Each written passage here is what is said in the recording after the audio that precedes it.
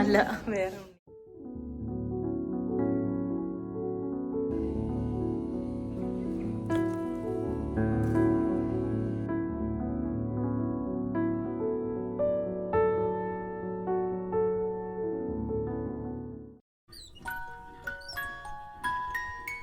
Hello guys, കുറേ നാളുകൾക്ക് ശേഷം വീണ്ടും ഞാനൊരു ലോങ് വ്ലോഗുമായിട്ട് വന്നേക്കാണ്. ഇന്ന് നമ്മുടെ വീട്ടിൽ, ഇന്നല്ല കുറച്ച് നാൾക്ക് ശേഷം വീട്ടിലൊരു പരിപാടി നടക്കുന്നുണ്ട്. അതിൻ്റെ ചെറിയ ഒരുക്കങ്ങളും പ്രിപ്പറേഷൻസ് ഒക്കെ ഒരു വ്ലോഗ് ആക്കാമെന്ന് കരുതി. അധികം കാര്യങ്ങൾ വലിച്ചു കെട്ടില്ലാതെ പറയാം. ഉണ്ണിച്ചേട്ടൻ്റെ എൻഗേജ്മെൻ്റ് ആണ് ഈ വരുന്ന 9-ാം തീയതി. ആലപ്പുഴയുള്ള മലബാർ ഗോൾഡിലാണ് നമ്മൾ റിങ് എടുക്കാനായിട്ട് പോയിട്ടുണ്ടായിരുന്നത്. ആലപ്പുഴ ടൗണിൽ തന്നെയുള്ള ഒരു ഹോളിലാണ് എൻഗേജ്മെൻ്റ് ഒക്കെ ബുക്ക് ചെയ്തിട്ടുണ്ടായിരുന്നത്. അപ്പോൾ ഞങ്ങൾ ജ്വല്ലറിന്ന് ഇറങ്ങിയിട്ട് ആ വഴിയും കൂടെ കയറിയാണ് തിരിച്ചു പോകുന്നത്. ഹോളൊക്കെ കണ്ടതിന് ശേഷം നമ്മളൊരു ചായയൊക്കെ കുടിച്ച് അങ്ങനെ കുറച്ച് കാര്യങ്ങളൊക്കെ പറഞ്ഞിരുന്നിട്ട് ഒരു 7 മണി അടുത്ത് നമ്മൾ അവിടെ നിന്ന് തിരിച്ച് വീട്ടിലേക്ക് പോവുകയാണ് ചെയ്തിട്ടുണ്ടായിരുന്നത്.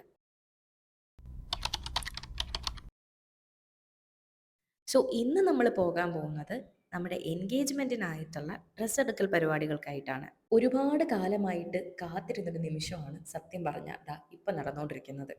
പക്ഷേ ഈ അരിപ്പയിൽ വന്നതല്ല കേട്ടോ, ദാ എൻഗേജ്മെൻറ്റ് ഷോപ്പിങ്ങിന് പോകുന്ന കാര്യമാണ് ഞാൻ പറയുന്നത്. ചില പ്രത്യേക കാരണങ്ങളാൽ വീട്ടിൽ നിന്ന് ഇറങ്ങാൻ വൈകിട്ടുണ്ടായിരുന്നു. രാവിലെ ഇറങ്ങണമെന്ന് വിചാരിച്ചത് നമ്മൾ ഉച്ചയോടടുത്തത് കൊണ്ടും ഫുഡ് കഴിച്ചിട്ടാകാം ഇനിയുള്ള ഷോപ്പിംഗ് എന്ന് നമ്മൾ കരുതി. വിശന്നാൽ നിങ്ങൾ നിങ്ങളല്ലാതാകും എന്നല്ലേ പറയുന്നത്. ആ കൂട്ടത്തിലുള്ള ഒരാളാണ് കേട്ടോ ഞാനും. പിന്നെ തുണിക്കടയുടെ ഉള്ളിൽ കയറിയാൽ എപ്പോഴാണ് തിരിച്ചിറങ്ങാൻ പറ്റുന്നതെന്ന് നമുക്ക് പറയാൻ പറ്റില്ല. അപ്പോൾ എന്തായാലും ഫുഡ് കഴിച്ചിട്ടാവാന്ന് കരുതി. ഇങ്ങനെ എടുക്കാതെ ഇങ്ങനെ എടുക്കും. എൻ്റെ ചാനലിൽ നിങ്ങൾ എൻ്റെ വെയിറ്റ് ലോസ് ചലഞ്ച് കാണുന്നുണ്ടെങ്കിൽ ഇപ്പോൾ കഴിക്കാൻ പോകുന്ന ബിരിയാണി കാണുമ്പോൾ നിൻ്റെ വെയിറ്റ് ലോസ് ചലഞ്ച് പൊട്ടിപ്പോയല്ലോ എന്ന് തോന്നുന്നുണ്ടാവും. സാരല്ല, ഇന്നൊരു ദിവസത്തേക്കല്ലേ, ഇത്തിരി ഇത്തിരി അളവിലല്ലേ, അത് തൽക്കാലം നമുക്കൊന്ന് അഡ്ജസ്റ്റ് ചെയ്യാം. ബാക്കി ദിവസം ഞാൻ കട്ടയ്ക്ക് പിടിച്ചോളാം. ഒരു റീസണബിൾ റേറ്റിൽ കിട്ടുന്ന അത്യാവശ്യം നല്ല ടേസ്റ്റുള്ള ഒരു ബിരിയാണി തന്നെയായിരുന്നു കേട്ടോ. ആൻഡ് അങ്ങനെ ഫുഡൊക്കെ കഴിച്ചിട്ട് നമ്മളിതാ ഷോപ്പിംഗ് സ്പോട്ടിലേക്ക് എത്തിയിരിക്കുകയാണ്. ഇന്ന് പതിവിൽ നിന്ന് തെറ്റിച്ച് ഞങ്ങൾ കല്യാൺ ഒന്ന് തൽക്കാലം മാറ്റി വെച്ചിട്ട് ജയലക്ഷ്മിയിലേക്കാണ് വന്നിട്ടുള്ളത്. എൻ്റെ അമ്മേനെ ഞങ്ങൾ കല്യാണിൻ്റെ ബ്രാൻഡ് അംബാസിഡർ എന്നാണ് ആക്ച്വലി വീട്ടിൽ പറയുന്നത്. കാരണം കല്യാണിയിൽ നിന്നുള്ള സ്വർണം, കല്യാണിയിൽ നിന്നുള്ള തുണി, ഇതൊക്കെയാണ് അമ്മ എപ്പോഴും പ്രിഫർ ചെയ്യുന്നത്. ഇത്തവണ ഞാനതൊന്ന് മാറ്റി പിടിപ്പിക്കാമെന്ന് കരുതി. അങ്ങനെ പാലാരിവട്ടത്തുള്ള ജയലക്ഷ്മിയിലാണ് നമ്മൾ ഇന്ന് ഷോപ്പിങ്ങിനായിട്ട് പോയിട്ടുള്ളത്. എൻഗേജ്മെൻറ്റ് ഷോപ്പിങ്ങിനായിട്ട് എങ്ങോട്ട് പോകും എന്നുള്ളൊരു കൺഫ്യൂഷനിലിരിക്കുമ്പോഴാണ് യൂട്യൂബിൽ ഞാനിങ്ങനെ തപ്പിക്കൊണ്ടിരുന്നത്. അപ്പം പാലാരിവട്ടത്തുള്ള ജയലക്ഷ്മി സിൽക്സ് ഞാൻ കണ്ടെത്തിയത്. മുന്നേ ഞാൻ പോയിട്ടുള്ളത് MG റോഡിൻ്റെ അടുത്താണ്. ഇവിടെ ഞാൻ ഫസ്റ്റ് ടൈം വരുവാണ്. അപ്പോൾ എന്തായാലും ഇത്തവണ നമുക്ക് ഇവിടെ ഒന്ന് പോയി നോക്കാം എന്ന് തീരുമാനിച്ചു. ഇതിൻ്റെ ഉള്ളിൽ കാണാൻ നല്ല ഭംഗിയാണ് കേട്ടോ. ആക്ച്വലി നമ്മൾ ഈ മേളത്തെ ഫ്ലോറിലോട്ടൊന്നും പോവേണ്ടി വന്നിട്ടുണ്ടായിരുന്നില്ല. ഈ ഒരു സൈഡിലൊക്കെ തന്നെയാണ് കൂടുതലും നമുക്ക് വേണ്ട സാധനങ്ങൾ പർച്ചേസ് ചെയ്തിട്ടുണ്ടായിരുന്നത്. നമ്മൾ ആദ്യം തന്നെ ഗ്രൂമിന് വേണ്ട സാധനങ്ങൾ നോക്കാനായിട്ടാണ് പോയിട്ടുണ്ടായിരുന്നത്. ഇതിൻ്റെ ഉള്ളിലോട്ട് കയറുമ്പോൾ ഉണ്ടല്ലോ, ഒരു പാലസിൻ്റെ ഒരു വൈബാണ് എനിക്ക് തോന്നിയിട്ടുണ്ടായിരുന്നത്. ഇതിൻ്റെ ഉള്ളിൽ കയറുമ്പോൾ വളരെ ലൈറ്റ് ആയിട്ടുള്ളൊരു മ്യൂസിക് നമുക്ക് കേൾക്കാം. അതായത് ഈ രാജസ്ഥാനിലൊക്കെ പോകുമ്പോൾ സിനിമയിൽ കാണിക്കുന്ന ആ ഒരു ഒരു ഒരു ടൈപ്പ് മ്യൂസിക് ഉണ്ടല്ലോ, ഒരു നോർത്ത് ഇന്ത്യൻ രാജകൊട്ടാരമാണ് എൻ്റെ മനസ്സിലേക്ക് വരുന്നത്. ഈ ഒരു സൈഡിൽ കുറച്ചും കൂടെ ഒരു പ്രീമിയം കളക്ഷൻസ് ആയിരുന്നു ഉണ്ടായിരുന്നത്. ഞാൻ കല്യാണിനെ കുറ്റം പറയുമല്ല, പക്ഷേ എൻ്റെ കല്യാണത്തിന് കല്യാണിലാണ് നമ്മൾ ഷോപ്പിങ്ങിനായിട്ട് പോയിട്ടുണ്ടായിരുന്നത്. അന്ന് അവിടെ ഉണ്ടായിരുന്നതിനേക്കാളും കുറച്ച് കളക്ഷൻസ് എനിക്ക് ഇവിടെ ഉള്ളതുപോലെ തോന്നിയിരുന്നു. ഇവിടെ ഇനി ജയലക്ഷ്മി ഇത് പുതിയ കട ആയതുകൊണ്ടാണോ എന്ന് എനിക്കറിയില്ല. ഇവിടെ കുറച്ചും കൂടെ പല റേറ്റിലുള്ള നല്ല നല്ല കളക്ഷൻസ് കാണാൻ പറ്റുന്നുണ്ടായിരുന്നു. അത് ഈ ഒരു പ്രീമിയം ഏരിയയിൽ മാത്രമല്ല, അല്ലാതെയുള്ള ഏരിയയിലും നമുക്ക് സാധാരണ കാഷ്വൽ വെയറിലും ഒക്കെ അത്യാവശ്യം വില കുറച്ചിട്ടും സാധനങ്ങൾ കണ്ടിരുന്നു ഞാൻ. ആദ്യമേ നമ്മൾ ട്രൈ ചെയ്ത് നോക്കിയിട്ടുണ്ടായിരുന്നത് ഈ ഷെർവാണി ആയിരുന്നു. ഈ ഷെർവാണി ആൾക്ക് ഇഷ്ടമായോ എന്ന് ചോദിച്ചാൽ ഇഷ്ടമായി. പക്ഷേ നമ്മുടെ മനസ്സിലൊരു ഡ്രസ്സ് ഉണ്ടായിരുന്നല്ലോ, ആ ഡ്രസ്സിലേക്ക് ഈ ഷെർവാണി അങ്ങോട്ട് മാച്ച് ചെയ്യുന്നുണ്ടായിരുന്നില്ല. എൻഗേജ്മെൻറ്റ് കുറച്ചൊരു സിമ്പിൾ ഫംഗ്ഷനാണ്. അപ്പം നമ്മൾ ആ ഒരു ഒക്കേഷനോട് മാച്ച് ചെയ്യുന്ന രീതിയിലൊരു ഔട്ട്ഫിറ്റ് മതി എന്നുള്ളൊരു ഡിസിഷനിൽ നമ്മൾ കുറച്ചും കൂടെ ഒരു സിമ്പിൾ ആയിട്ടുള്ള ഒരു ഔട്ട്ഫിറ്റിലേക്കാണ് പോയത്. അച്ഛനായിരുന്നു ദാ ഈ ഡ്രസ്സ് സെലക്ട് ചെയ്തിട്ടുണ്ടായിരുന്നത്. ഇതിൻ്റെ കൂടെ ഷോൾ ഉണ്ടെന്ന് പറഞ്ഞപ്പോൾ ആദ്യമേ എനിക്ക് ഉണ്ണിച്ചേട്ടന് ഒരു ചെറിയ മടിയുണ്ടായിരുന്നു, ഷോൾ ഉള്ളത് വേണോ എന്നുള്ളത്. ഷോളുള്ള ഡ്രസ്സ് എപ്പോഴും മനസ്സിലേക്ക് വരുന്നത് നമ്മുടെ ആ ഒരു സിനിമയുണ്ടല്ലോ, അതിൽ പിഷാരടി വരണ ആ ഒരു സീനാണ് മനസ്സിലേക്ക് വരിക. പക്ഷേ സംഭവം ഇട്ട് നോക്കിയപ്പോൾ ഷോൾ ഇടുമ്പോഴാണ് അതിൻ്റെ ഒരു ലുക്ക് തോന്നിയത്. പിന്നെ ഓർത്തു ഇനി ഷോൾ വേണ്ടാന്നുണ്ടെങ്കിൽ ആ സമയത്ത് മാറ്റണമെങ്കിൽ മാറ്റാലോ. ഈ ഡ്രസ്സ് അങ്ങനെ ഫിക്സ് ചെയ്ത് ഇതാണ് നമ്മുടെ ഗ്രൂമിൻ്റെ ഡ്രസ്സായിട്ട് ഡിസൈഡ് ചെയ്തിട്ടുണ്ടായിരുന്നത്. ഞാൻ മുന്നേ ഉള്ള ഏതൊക്കെയോ വീഡിയോയിൽ പറഞ്ഞതുപോലെ ലൈഫിലെ ചെറിയ ചെറിയ മൊമെൻറ്റുകളൊക്കെ ഇങ്ങനെ ക്യാപ്ചർ ചെയ്ത് വെക്കുന്നത് എനിക്ക് ഭയങ്കര ഇഷ്ടമുള്ളൊരു കാര്യമാണ്. എൻ്റെ കല്യാണത്തിൻ്റെ സമയത്ത് കുറച്ചൊക്കെ ഷോപ്പിംഗ് വീഡിയോസൊക്കെ ഇങ്ങനെ എടുത്ത് വെച്ചിട്ടുണ്ടായിരുന്നുവെങ്കിലും പലതും കയ്യിൽ നിന്ന് മിസ്സായി പോവുകയാണ് ചെയ്തിട്ടുണ്ടായിരുന്നത്. ഇതിപ്പോൾ ഒരു വ്ലോഗാക്കി കഴിഞ്ഞിട്ടുണ്ടെങ്കിൽ നമുക്ക് എപ്പോൾ വേണമെന്നുണ്ടെങ്കിലും ഇതൊന്ന് എടുത്ത് നോക്കി ഈ മൊമെന്റ്സ് ഒക്കെ ഒന്ന് കാണാൻ പറ്റുമല്ലോ. ഈ ഒരു അവസരത്തിൽ എനിക്ക് പറയാൻ തോന്നുന്നത്, ഉണ്ണിച്ചേട്ടാ, നിങ്ങൾ എന്നോട് വല്ലാതെ കടപ്പെട്ടിരിക്കുന്നു എന്നുള്ളതാണ്. നിങ്ങൾ ഈ ഫ്രെയിം ഒന്ന് ശ്രദ്ധിച്ച് നോക്കിയേ, എന്ത് ഭംഗിയാണ് അച്ഛനും അമ്മയും ഉണ്ണിച്ചേട്ടനെ ഇങ്ങനെ സന്തോഷത്തോടെ നോക്കി നിൽക്കുന്നത്. നമ്മുടെ ലൈഫിൽ നമ്മുടെ പാരൻസ് ഇതേപോലെ നമ്മളെ നോക്കി നിൽക്കുന്ന ഒരുപാട് നിമിഷങ്ങൾ ഉണ്ടായിട്ടുണ്ടാവാം. മേ ബി നമ്മളിതൊന്നും തിരിച്ചറിഞ്ഞിട്ടോ കണ്ടിട്ടോ ഒന്നും ഉണ്ടാവില്ല. അറിയാതെ വന്ന് പെട്ടതാണെങ്കിലും ആ ഒരു ഫ്രെയിം എനിക്ക് ഭയങ്കരമായിട്ട് ഇഷ്ടപ്പെട്ടു. പിന്നെ ഞങ്ങൾക്ക് ഈ ഡ്രസ്സ് എടുത്തു തരാൻ വന്ന ചേട്ടൻ്റെ പേരെന്താണെന്നറിയില്ല. പക്ഷെ ആൾ അത്യാവശ്യം ഒരു സെൻസ് ഉള്ള ഒരാളാണെന്ന് എനിക്ക് തോന്നുന്നു. കാര്യങ്ങൾ പറഞ്ഞു തരാനാണെങ്കിലും നമ്മുടെ കൂടെ നിന്ന് സംഭവങ്ങൾ എടുത്തു തരാനാണെങ്കിലും ഒക്കെ ഒരു നല്ല മനസ്സുള്ള ആളായിരുന്നു. ഉണ്ണിച്ചേട്ടൻ്റെ ഡ്രസ്സ് സെറ്റായതിനു ശേഷം ഇനി അടുത്തത് നമുക്ക് നോക്കാനുള്ളത് അമ്മയുടെ ഡ്രസ്സാണ്. നമ്മളിതാ സാരി സെക്ഷനിലേക്കാണ് പൊയ്ക്കൊണ്ടിരിക്കുന്നത്. അമ്മോ. എൻഗേജ്മെന്റ് അടുത്തപ്പോൾ തന്നെ പിൻട്രസ്റ്റിൽ നമ്മൾ ഫാമിലിക്ക് വേണ്ടിയിട്ടുള്ള എല്ലാതും ഇങ്ങനെ തപ്പിക്കൊണ്ടിരുന്നപ്പോൾ എൻ്റെ കണ്ണിൽ പെട്ട ഒരു സെയിം സാരി തന്നെയായിരുന്നു നമ്മൾ അവിടെ പോയപ്പോഴും കണ്ടിട്ടുണ്ടായിരുന്നത്. മനസ്സിൽ ഓർത്ത് വന്ന ബഡ്ജറ്റ് ആയിരുന്നില്ല ഈ സാരിക്ക് ഉണ്ടായിരുന്നത്. അതുകൊണ്ട് ഒന്ന് രണ്ടെണ്ണം കൂടെ ഒന്ന് നോക്കി നോക്കാം എന്ന് കരുതി. ഇപ്പുറത്തെ സൈഡിലേക്ക് വന്നപ്പോൾ നമുക്ക് കുറച്ചും കൂടെ ബഡ്ജറ്റ് ഫ്രണ്ട്ലി ആയിട്ടുള്ള ഒരുപാട് സാരികൾ നമുക്ക് കാണാൻ പറ്റുന്നുണ്ടായിരുന്നു. മറ്റ് പല ഷോപ്പുകളെ കമ്പയർ ചെയ്യുമ്പോഴും ഒരു റീസണബിൾ പ്രൈസിൽ അത്യാവശ്യം നല്ല ലുക്കുള്ള സാരി നമുക്ക്, ക്വാളിറ്റി ഉള്ള സാരി നമുക്ക് ഈ ജയലക്ഷ്മിയിൽ കാണാൻ പറ്റുന്നുണ്ടായിരുന്നു. നമ്മുടെ ബഡ്ജറ്റിന്റെ ഉള്ളിലുള്ള ഒരു സാരി ഈ ഒരു കളറിൽ തന്നെ നമ്മൾ എടുക്കാനായിട്ട് നോക്കിയിട്ടുണ്ടായിരുന്നു. അങ്ങനെ ഒന്ന് രണ്ടെണ്ണം ഒക്കെ ട്രൈ ചെയ്ത് നോക്കിയെങ്കിലും വീണ്ടും അച്ഛൻ പറഞ്ഞു മറ്റേ സാരിയുടെ ഒരു ലുക്ക് ഈ സാരിക്കൊന്നും വരുന്നില്ല. സോ നമുക്ക് ആ ഒരു സാരി തന്നെ എടുക്കാം എന്നുള്ളൊരു ഡിസിഷനിലേക്ക് വരികയായിരുന്നു. അങ്ങനെ നമ്മൾ ആദ്യം കണ്ട സാരി സെക്ഷനിലേക്ക് വീണ്ടും എത്തിയിട്ടുണ്ടായിരുന്നു. ഇത് രണ്ട് കളറിലും ഏതെങ്കിലും ഒരു കളർ ചൂസ് ചെയ്യാമെന്ന് അങ്ങനെ ഡിസൈഡ് ചെയ്തു. അത് ഏതാ ഡിസൈഡ് ചെയ്തതെന്നുള്ളത് ഞാൻ ഇപ്പം പറയുന്നില്ല, അത് നിങ്ങൾ കാത്തിരുന്ന് കണ്ടോളൂ. നിങ്ങളുടെ മനസ്സിൽ എന്തെങ്കിലും ഒരു ഗസ് ഉണ്ടെങ്കിൽ അതും പറയാം കേട്ടോ. ഇനിയാണ് ഞാൻ എൻ്റെ ഡ്രസ്സ് നോക്കാൻ പോകുന്നത്. പിൻട്രസ്റ്റിൽ തന്നെയും പിന്നെയും മറിച്ചും തിരിച്ചും ഒക്കെ നോക്കിയിട്ടും വിചാരിക്കുന്ന ബഡ്ജറ്റിൽ എനിക്കും എത്തിക്കാൻ പറ്റുന്നുണ്ടായിരുന്നില്ല. സ്കേർട്ടും ബ്ലൗസും ഷോളും കൂടെ വരുന്ന ഒരു ടൈപ്പ് ഡ്രസ്സ് ഇടാനാണ് ഞാൻ തീരുമാനിച്ചിട്ടുണ്ടായിരുന്നത്. ഓഫ് വൈറ്റിൽ വരുന്ന സ്കേർട്ടും ബ്ലൗസും ആണ്. ഒരു ഡിഫറെൻറ്റ് കളർ ഷോള് ചൂസ് ചെയ്യണം എന്നാണ് തീരുമാനിച്ചിട്ടുണ്ടായിരുന്നത്. സ്കേർട്ടും ബ്ലൗസും സെയിം കളർ എടുക്കണോ അതോ സ്കേർട്ടിൻ്റെ ഒപ്പം അതിൻ്റെ കോൺട്രാസ്റ്റിംഗ് ആയിട്ടുള്ള വേറെ കളർ എടുക്കണോ എന്നൊക്കെ ഉള്ളൊരു കൺഫ്യൂഷൻ ഉണ്ടായിരുന്നു. അങ്ങനെ ഒന്ന് രണ്ടെണ്ണം നമ്മൾ ട്രൈ ചെയ്ത് നോക്കിയിട്ടുണ്ടായിരുന്നു.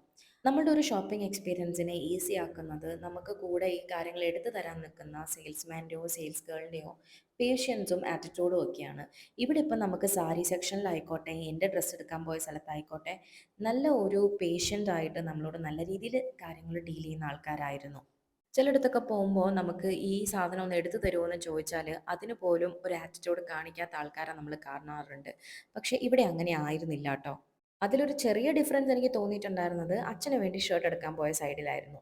ഷോളിൻ്റെ വില കണ്ടപ്പോൾ എൻ്റെ അച്ഛൻ്റെ പിശുക്ക് എൻ്റെ മനസ്സിലേക്കും വരുന്നുണ്ടായിരുന്നു, ഇത്ര വില കൊടുത്തൊക്കെ ഈ ഒരു ഷോൾ എടുക്കണോ എന്നുള്ളത്. പിന്നെ അമ്മ എന്നെ പുഷ് ചെയ്തപ്പോൾ ഞാൻ വിചാരിച്ചു ആ എടുക്കാം. അമ്മയ്ക്ക് തോന്നിയ അതേ കൺഫ്യൂഷൻ എനിക്കും ഉണ്ടായിരുന്നു, ഏത് കളർ ചൂസ് ചെയ്യണം എന്നുള്ളത്. ഒന്നൊരു പിങ്ക് കളറും ഒന്ന് ഇതിനെന്താ പറയുക, ഒനിയൻ പിങ്കോ എന്താണ് ആ സംഭവം, ഏതെടുക്കണം എന്നുള്ളതൊരു കൺഫ്യൂഷൻ ഇങ്ങനെ മനസ്സിൽ നിന്നു. അങ്ങനെ ഞാൻ എൻ്റെ കൺഫ്യൂഷൻ സൈഡാക്കിയിട്ട് എനിക്ക് ഇഷ്ടപ്പെട്ട ഒരെണ്ണം ഞാൻ ചൂസ് ചെയ്യാണ് ചെയ്തത്. ഇനി അടുത്തത് അച്ഛനും ഏട്ടനും വേണ്ടിയിട്ടുള്ള ഡ്രസ്സ് സെലക്ട് ചെയ്യലാണ്. ഇവർക്ക് കമ്പാരിറ്റീവ്ലി കുറച്ച് സമയം മതി എന്നുള്ളത് കൊണ്ടാണ് നമ്മൾ അവസാനത്തേക്ക് വെച്ചത്. അച്ഛൻ്റെ കാര്യത്തിൽ അത് ഏകദേശം ശരിയായിരുന്നു, പക്ഷേ ഏട്ടൻ്റെ കാര്യത്തിൽ അത് തെറ്റിപ്പോയിട്ടുണ്ടായിരുന്നു. ചിലപ്പോ അതെ, വയറിന്റെ അവിടെ ഒരു അല്ല വേറെ ഉണ്ണി. അച്ഛൻ ഒന്നിങ്ങോട്ട് നോക്കാമോ? അങ്ങനെ ദാ നമ്മൾ അച്ഛന് ഉള്ള ഡ്രസ്സ് ഫൈനലി സെലക്ട് ആക്കിയിട്ടുണ്ട്. ഇതാണ് അച്ഛന് വേണ്ടിയിട്ട് നമ്മൾ എടുത്തിട്ടുണ്ടായിരുന്നത്. കണക്ക് കൂട്ടലുകൾ ലേശം ഇവിടെയാണ് വഴി മാറുന്നുണ്ടായിരുന്നത്. ഏട്ടന് നമ്മള് പല ഡ്രസ്സുകളും മാറിയും മറിഞ്ഞൊക്കെ നോക്കിയെങ്കിലും നമുക്കവിടെ ഒരു അളവ് കറക്റ്റിന് കിട്ടുന്നുണ്ടായിരുന്നില്ല. ഭംഗിയുള്ള ഡ്രസ്സ് കാണുന്നുണ്ടായിരുന്നു. പക്ഷേ കൈയുടെ അവിടെ ലേശം ടൈറ്റ് ആവുന്നുണ്ടായിരുന്നു. സോ ഫൈനലി ഏട്ടന് വേറെ സ്ഥലത്തുനിന്ന് എടുക്കാം എന്നുള്ള തീരുമാനത്തിൽ നമ്മളങ്ങനെ ജയലക്ഷ്മിന്ന് ഇറങ്ങുകയാണ്.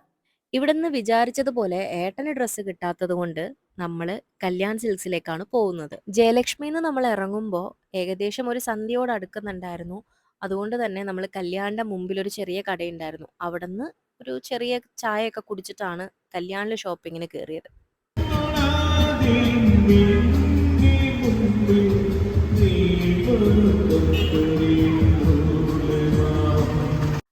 എന്നാലും അൺഫോർച്ചുനേറ്റ്ലി കല്യാണിൽ നിന്നും നമുക്ക് ഏട്ടനുള്ള ഡ്രസ്സൊന്നും കിട്ടിയില്ല. പിന്നെ നമ്മൾ നേരെ MG റോഡിലുള്ള ജയലക്ഷ്മിയിലേക്കാണ് പോയത്. വലിയൊരു പ്രതീക്ഷയൊന്നും ഇല്ലാതെയാണ് ഇതിൻ്റെ ഉള്ളിലേക്ക് കേറിയത്. ചിലപ്പോൾ കിട്ടാം, കിട്ടാതിരിക്കാം. ഇല്ലെങ്കിൽ പോത്തീസിൽ പോയി നോക്കാം എന്നൊക്കെ ഉള്ളൊരു വൈബിലാണ് ഞങ്ങൾ ഇങ്ങോട്ടേക്ക് കേറിയത്. ചെന്നപ്പോൾ കടയിലാണെങ്കിൽ അത്ര വലിയ തിരക്കൊന്നുമില്ല. മേ ബി സന്ധ്യ ആയതുകൊണ്ടാവാം. ഇവിടെ കണ്ടതിലും പലതും നമ്മൾ ട്രൈ ചെയ്ത് നോക്കിയിട്ടുണ്ടായിരുന്നു. ചിലതൊന്നും ഇഷ്ടപ്പെടുന്നതിന് സൈസ് അവൈലബിൾ ആയിരുന്നില്ല. പിന്നെ ഫൈനലി ഇതാ ഇതും ആദ്യം ഇട്ട് കണ്ടതും തമ്മിലാണ് നമ്മൾ മാറ്റി വെച്ചിട്ടുണ്ടായിരുന്നത്. അതിൽ ആ ഒരു ആഷ് ഷെയ്ഡ് എനിക്ക് നല്ലോണം ഇഷ്ടപ്പെട്ടിട്ടുണ്ടായിരുന്നു. പക്ഷെ അതിൻ്റെ കൈഭാഗം ടൈറ്റ് ആയിരുന്നു. സോ നമ്മൾ ആദ്യം ഇട്ട് കാണിച്ച അതന്നെ നമ്മൾ സെലക്ട് ചെയ്യാണ് ചെയ്തത്. അങ്ങനെ എൻഗേജ്മെന്റിനുള്ള ഡ്രസ്സിന്റെ പരിപാടികളൊക്കെ ഏകദേശം ഒതുങ്ങിയിട്ടുണ്ട്. ഇനി ഇത് വേണ്ടതുപോലെ തയ്പ്പിക്കാനും കാര്യങ്ങളൊക്കെ ചെയ്യണം. പിന്നെ ഇനി ഉണ്ണിച്ചേട്ടനൊരു ഷൂ വാങ്ങേണ്ടതുണ്ട്. അതെന്തായാലും ഇനി ഇന്നത്തെ ദിവസം അതിനുള്ള ഒരു ആംബിയർ ഇല്ല. പിന്നെ ഇനി നമ്മൾ വേറൊരു ദിവസം വരാനാണ് പ്ലാൻ ചെയ്തേക്കുന്നത്. ഇവിടുന്ന് നമ്മൾ നേരെ പോകുന്നത് കടവന്തരയുള്ള ആന്റിയുടെ വീട്ടിലേക്കാണ്. എന്തെങ്കിലും ആക്ഷൻ കാണിച്ചോ വീഡിയോ? ആന്റിയുടെ വീട്ടിൽ നിന്ന് ഇറങ്ങുമ്പോൾ നല്ല മഴ കിട്ടിയിട്ടുണ്ടായിരുന്നു. എടക്കൊച്ചി പാലം എത്തിയപ്പം മരം വീണിട്ട് നമ്മൾ റൂട്ട് തിരിച്ചു വിട്ട് അങ്ങനെ അച്ഛനെ അമ്മേനെ ആക്കി നമ്മൾ തിരിച്ച് വീട്ടിലെത്തിയപ്പം ഏകദേശം 1 മണി കഴിഞ്ഞിട്ടുണ്ടായിരുന്നു.